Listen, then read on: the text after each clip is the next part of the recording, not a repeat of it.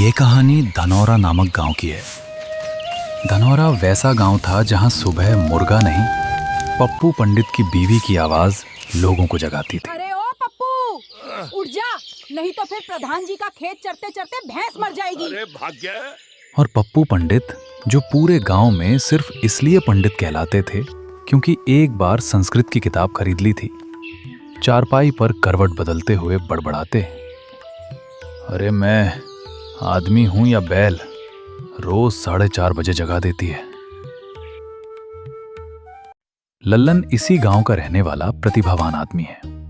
लल्लन उम्र में 30 के आसपास और हरकतों में पूरे गांव की मुसीबत। लल्लन का सबसे बड़ा दोस्त था एक पीतल का लोटा। वही लोटा जिसके साथ वो सुबह सुबह खेत जाता था और शाम को भी उसी लोटे से ऐसे बातें करता था जैसे वही बीवी हो उसकी। अरे लोटा, आज प्रधान की भैंस फिर हमारी मेड़ तोड़ दे। कम से कम तू सुनता तो है मेरी बातों को। लगता है मुझे अब तुझसे शादी कर लेनी चाहिए। कसम से एक दिन इसे भी इंसाफ दिलाऊंगा। लोटा चुप रहता है, पर लल्लन नहीं। लल्लन कुछ न कुछ बोलता रहता है। एक दिन गांव में पंचायत बैठी। मुद्दा था, लल्लन ने प्रधान जी की भैंस को मोटी बाई बोल दिया था। प्रधान जी गरजते हुए बोले, ये गांव की मर्यादा है, हमारी भैंस को नाम से बुलाया जा रहा है। लल्लन लोटा हाथ में लिए खड़ा हुआ और बोला, अरे प्रधान जी, मोटी बाई प्यार से ही तो कहा था। अगर सच में मोटी है तो मैं क्या करूं? पूरी पंचायत हंसी से लोटपोट। प्रधान जी बोले, चुप कर, 50 रुपए का जुर्माना। लल्लन बोला, प्रधान जी 50 तो पूरे महीने की मजदूरी है, लोटा गिरवी रख लूं? पूरे गांव की हंसी के पीछे लल्लन था। उसकी बातों से गांव वाले हंसते थे, लल्लन भी हंसता था। पर कोई नहीं जानता था कि लल्लन हर रात खाली चारपाई पर लेटकर चुपचाप खुले आसमान में देखता रहता था। उसकी मां धन्नो माई 5 साल पहले मर गई थी।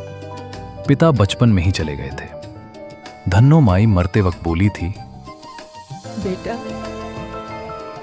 हंसते रहना, दुनिया तेरे आंसू नहीं समझेगी। और लल्लन ने मां की इसी बात को पकड़ रखा था। चिट्ठी का रहस्य। एक दिन डाकिया आया, लल्लन तेरे नाम की चिट्ठी है।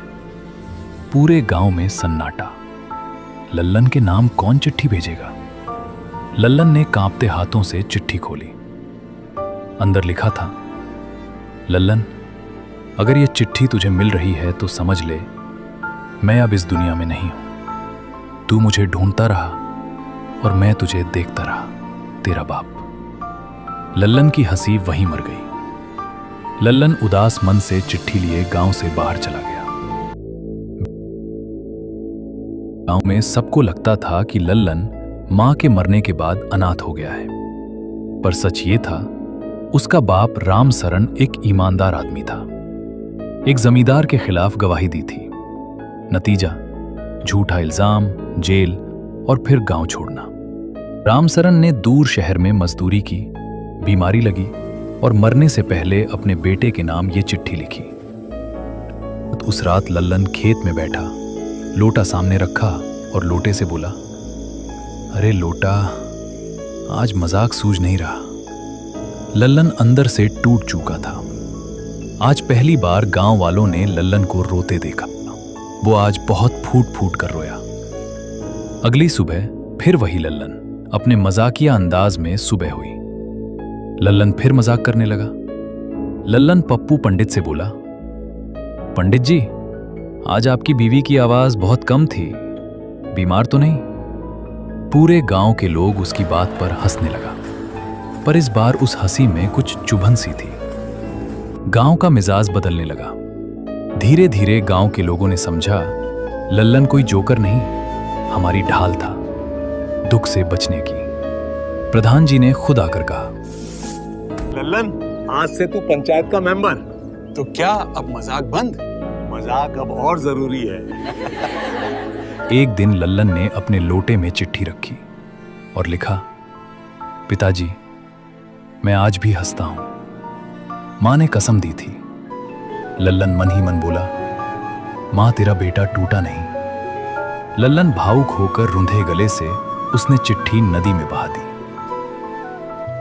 आज भी धनौरा में सुबह होते ही लल्लन पप्पू पंडित की बीवी की आवाज सुनकर उससे मजाक करता है।